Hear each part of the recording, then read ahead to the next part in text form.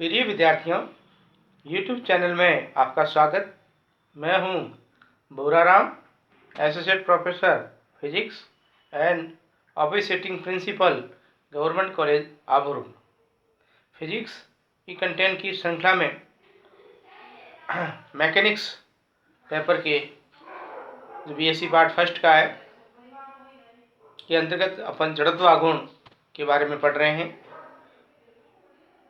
Molecular rotations के अंतर्गत अपने द्विपरमाणु अणु का जड़त्वाघूर्ण का अध्ययन कर चुके हैं और आज हम त्रिपरमाणु अणु का जड़त्वाघूर्ण के बारे में सीखेंगे। आपको विदित है कि जड़त्वाघूर्ण या मोमेंट ऑफ इनर्शिया ये रोटेटरी मोशंस में आता है और इनर्शिया अपना जो है वो लीनियर मोशंस में आता है। यानी किसी रेखीय गति में जड़त्व का मतलब होता है कि वस्तु का द्रव्यमान जितना अधिक होगा वह वस्तु अपने स्थान परिवर्तन का उतना ही विरोध करेगी। यानी जड़त्व का मतलब है कि जो वस्तु जैसी है वो वैसी ही रहना चाहती है, वो अपनी स्थिति में परिवर्तन का विरोध करती है। जिसका द्रव्यमान ज़्यादा होगा उसका जड़त्व अधिक होगा, ऐसा अपना रेखीय गति में होता है। जबकि अपने घूर्णन गति में यदि वस्तु घूर्णन करती है किसी अक्ष के सापेक्ष तो वो अपना घूर्णन करना ही पसंद करेगी, और यदि अपन उसमें छेड़छाड़ करेंगे तो वह उसका विरोध करेगी। अर्थात इसका जो जड़त्वाघूर्ण होता है घूर्णन वस्तुओं का, उसमें होता है कि पिंड का द्रव्यमान और उसकी घूर्णन अक्ष से लंबवत दूरी का स्क्वायर यानी I बराबर m इंटू आर स्क्वायर होता है, और इसका मात्रक होता है newton kilogram into metre square. तो अब अपन कहेंगे कि अपन को ये ध्यान रखना है कि m इंटू आर स्क्वायर इसका होता है। कल आपने कहा था कि द्विपरमाणु अणु है आपके पास, तो उसका एक का द्रव्यमान m1 था, उसकी CM सेंटर ऑफ मास से दूरी r1 है, दूसरे का द्रव्यमान m2 और इसकी सेंटर ऑफ मास से दूरी r2 है। तो अपने उसका जड़त्वाघूर्ण क्या निकाला था, I equal to m1 r1 square प्लस m2 r2 स्क्वायर। और ये अणु दोनों एक जैसे हो तो अपन क्या लिखेंगे उसका 2m इंटू आर स्क्वायर। जैसे आपने कहा, अभी अपन ये पढ़ेंगे त्रिपरमाणु अणु, जिसका उदाहरण आपने लिखा है कार्बन डाइऑक्साइड और H2O पानी वाटर। अब देखिए, जैसे अपन कहते हैं कार्बन डाइऑक्साइड जो है उसके तीनों परमाणु एक सरल रेखा में ऐसे C कार्बन का परमाणु, ये ऑक्सीजन का परमाणु, ये ऑक्सीजन का, और सेंटर ऑफ मास क्या करेगा, इसी कार्बन परमाणु के से गुजरेगा।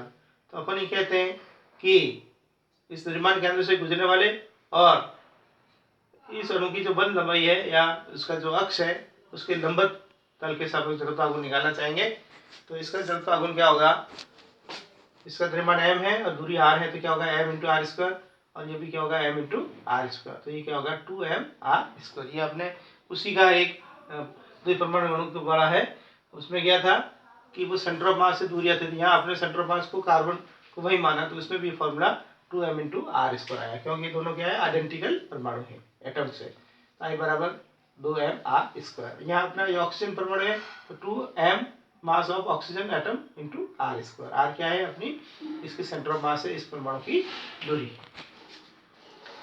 अब आप देखिए, जब हाइड्रोजन अपना वाटर का जो है H2O, इसमें देखिए जो हाइड्रोजन और हाइड्रोजन परमाणु है उसके बीच का कोण कितना होता है, 105 डिग्री होता है। इसमें देखिए जैसे ये थीटा है और यदि अपन एक्स एक्स पे निकालेंगे तो ये इसको क्या करता है, बिल्कुल इक्वली इसको डिवाइड करता है, समुद्विभाजन करता है, बाइसेक्टर होता है ये। तो ये ऊपर का एंगल थीटा बाई 2 होगा और नीचे वाला एंगल भी क्या होगा, थीटा बाई 2 होगा। तो अपन यदि एक्स एक्सिस सापेक्ष निकालना चाहते हैं जड़त्वाघूर्ण इसका सेंटर, तो क्या होगा, ये अपना एक्स आगे तो इसकी दूरी कितनी होगी, ये और ये होगी। तो ये दूरी अपनी क्या हो जाएगी r और theta by 2, r sine theta by 2, और ये भी क्या होगी r साइन थीटा बाई 2। तो द्रव्यमान केंद्र मान लीजिए अपना वो क्या है, और एक्स एक्सिस सापेक्ष अपन मापेंगे, इसको निकालेंगे तो क्या होगा m1 r साइन थीटा का whole square plus m1 r sine theta 2 का होल स्क्वायर। तो 2m r square sine square theta by 2। m अपना हाइड्रोजन परमाणु का द्रव्यमान आएगा और r क्या होगा, हाइड्रोजन और ऑक्सीजन परमाणु के बीच की दूरी होगा। अब अपन y अक्ष के सापेक्ष निकालना चाहेंगे, जैसे इस अक्ष के सापेक्ष निकालना चाहेंगे तो इसकी जो लंब दूरी होगी ये होगी, ये क्या होगी r cos थीटा बाई 2 हो जाएगी। तो देखिए आप पहले वाले का इसका कितना हो जाएगा, m1 r cos theta by 2 का होल स्क्वायर, और दूसरा का क्या होगा m1 r sin cos theta by 2 का होल स्क्वायर। तो क्या होगा 2m1 r square cos square theta by 2। अब अपन जेड एक्स के सापेक्ष निकालना चाहे तो आपने लंबकोणिक अक्षों का प्रमेय पढ़ा था, आई जेड बराबर आई एक्स प्लस आई वाई। तो यहाँ से अपना ये दोनों जुड़ जाएंगे तो क्या हो जाएगा 2m1r²। और तीसरा जो अणु है उसका द्रव्यमान मान लीजिए m2 है और ये इसका डिस्टेंस कितना है, सेंटर ऑफ मास से r2 हो तो क्या हो जाएगा m2r2² हो जाएगा। r2 क्या होगा, सेंटर ऑफ मास से ऑक्सीजन परमाणु की दूरी होगी, r1 क्या होगा, सेंटर ऑफ मास से a की दूरी। अब अपन कहेंगे इसी का ये देखिए आप, ये सेंटर ऑफ मास से गुजरने वाला तल के लंबवत अक्ष के सापेक्ष यानी वही जेड अक्ष के सापेक्ष। तो इसमें क्या करेंगे, अपनी समकोणिक प्रमेय लगेगी और ये अपना जेड अक्ष के सापेक्ष और ये फिर इसके सापेक्ष अपन निकालना चाहेंगे। तो ऑक्सीजन का ये डिस्टेंस कितना है इस सेंटर ऑफ मास से, इसको ये आ जाएगा m2r2²। अब तीनों परमाणु एक ही तल में है, जैसे 1, 2 और 3 है, अलग अलग है, इनकी सेंटर ऑफ मास पूरी r1, इसकी r2 और इसकी r3 है। तो आईसीएम क्या होगा, m1r1² plus m2r2² plus m3r3²। ये देख लीजिए आपके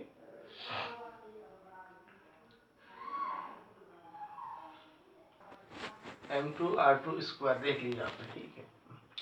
अब देखिए अपना न्यूमेरिकल्स है, देखिए आप कि कार्बन डाइऑक्साइड का उसके सेंटर ऑफ मास से गुजरने वाले एवं उसके अक्ष के लंबे जड़त्व आघूर्ण ज्ञात कीजिए। तो अपना क्या फॉर्मूला होगा, 2mr²। देखो ये लीनियर अणु इस टाइप का है, m0 अपन को पता है, r अपन को दिया हुआ है। आप AMU को अपन को किसमें बदलना है, किलोग्राम में। 1 AMU कितना होता है, 1.67 इंटू 10⁻27 किलोग्राम, वो प्रोटॉन का द्रव्यमान होता है।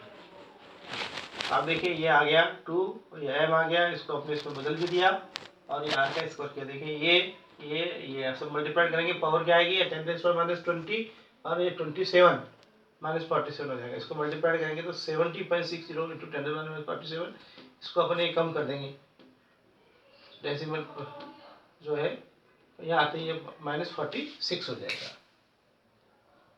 ये पावर कम हो जाएगी क्योंकि ये 10 गुना था, 10 गुना। अब अपन दूसरा न्यूमेरिकल ये है कि हाइड्रोजन परमाणु का जड़त्व H2O का जड़त्व आघूर्ण सेंटर ऑफ मास से गुजरने वाले एवं इसके बंध को कोण को संबंध विभाजन करने वाले अक्ष के सापेक्ष निकालना है, ठीक है। तो अपन इसको क्या करेंगे, x अक्ष से सापेक्ष निकालेंगे। तो 2mhr² sin² θ/2। देखो थीटा की वैल्यू अपन को 105 डिग्री है, इसका आधा कितना हो जाएगा 52.5 डिग्री। इसको अपन लॉग टेबल से या अपना जो कैलकुलेटर है एंड्रॉइड है उससे अपन निकल जाएगा 0.793। तो अपन क्या करेंगे, 2mh × r² sin² θ/2 mass of hydrogen atom, इसको आपने किलोग्राम में बदल दिया, sin², ठीक है ना, ये r का है, ये sin² की वैल्यू कितनी होगी 52.5 की 0.793.7। इसको अपन थोड़ा बहुत मल्टीप्लाई करेंगे और ये 10⁻47 तो 2.20 आया। तो इसको अपन पावर वैसी रखेंगे तो क्या होगा, किलोग्राम। इस प्रकार हमने द्विपरमाणु अणु का जड़त्व आघूर्ण और त्रिपरमाणु अणु का जड़त्व आघूर्ण ज्ञात किया। आगे हम और पढ़ेंगे इसके बारे में। धन्यवाद आपका।